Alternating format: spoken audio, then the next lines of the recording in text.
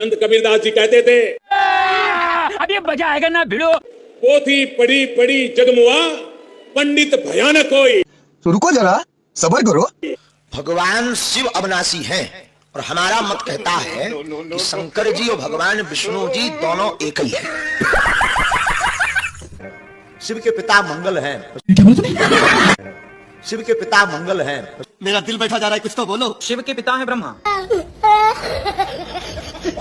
ब्रह्मा जी के पिता भगवान विष्णु, भगवान विष्णु के पिता भगवान शंकर।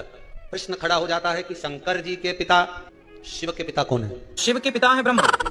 शंकर का पिता कौन है? शंकर अजन्मा है, जन्म नहीं लेता। और विष्णु नारायण ये क्या है? ये अजन्मा है, इनके कोई पिता नहीं।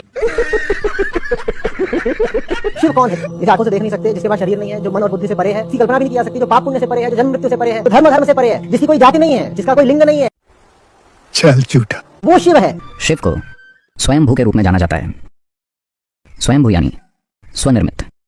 उन्होंने खुद ही अपना सृजन किया है, कोई पिता नहीं, कोई माता नहीं, एक आत्मनिर्मित प्राणी। इस आयाम को इस तरह से प्रकट किया जाता है क्योंकि अरे कहना क्या चाहते हो? वो आदि योगी हैं। ये मत समझो शिव कोई व्यक्ति है, ये नहीं समझना है। ये कहीं बैठा रहा वहां 15,000 साल पहले ध्यान में बैठा रहा कोई व्यक्ति ऐसे ऐसे बोलने वाले कुछ जानते ही नहीं इसके बारे ना शास्त्र जानते ना अनुभव में जानते इस बात को। शिव कोई व्यक्ति है ही नहीं, इसीलिए वो अरूप। शिव का कोई रूप नहीं है, शिव का कोई रूप नहीं है। यही नहीं, अभी और सुनिए। कोई आपको प्रश्न करे जगत किसने निर्माण किया, तो आप गौरव से कह सकते हैं भगवान शिव ने। जीव का पिता कौन है? भगवान शिव है। तू आ गया क्या? हमारा जन्मदाता कौन है? भगवान शिव है। इस बात का कोई विरोध नहीं कर सकते ना।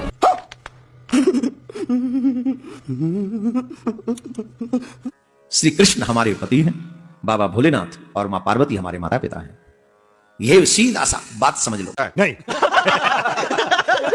मैं रामकृष्ण का पुजारी हूँ, मेरी धमनियों में है। रामकृष्ण के पिता का नाम पता चलता है। कल कोई पूछ रहा था यहाँ पर पर्ची भेज के शंकर जी के पिता का नाम क्या है? शंकर जी के पिता का नाम शंकर ही है। महादेव के पिता महादेव ही है और कोई नहीं है।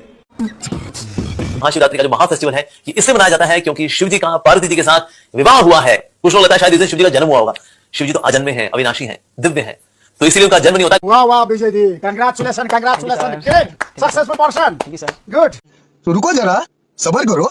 समाज को सदियों से निरंतर दिशा दे रहे मार्गदर्शक, समभाव और समता के प्रतिबिंब महात्मा कबीर को उनकी ही निर्माण भूमि से मैं एक बार फिर कोटि कोटि नमन करता हूं।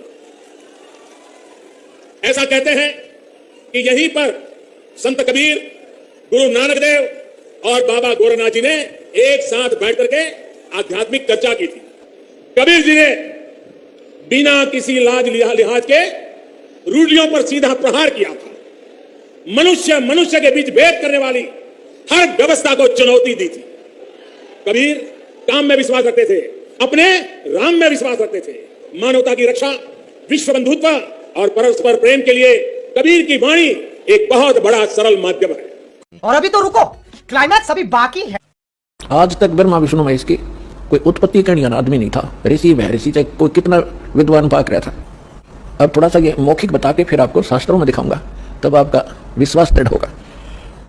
अब इससे पहले हम आपको परमात्मा कबीर जी द्वारा अपनी ये सारी हमारी सृष्टि रचना सुना रखी है और ब्रह्मा विष्णु महेश के कौन माता पिता हैं वो थोड़ा सा हिंट दूंगा। उसके बाद फिर आपको दिखाएंगे इन हमारे सदग्रंथों में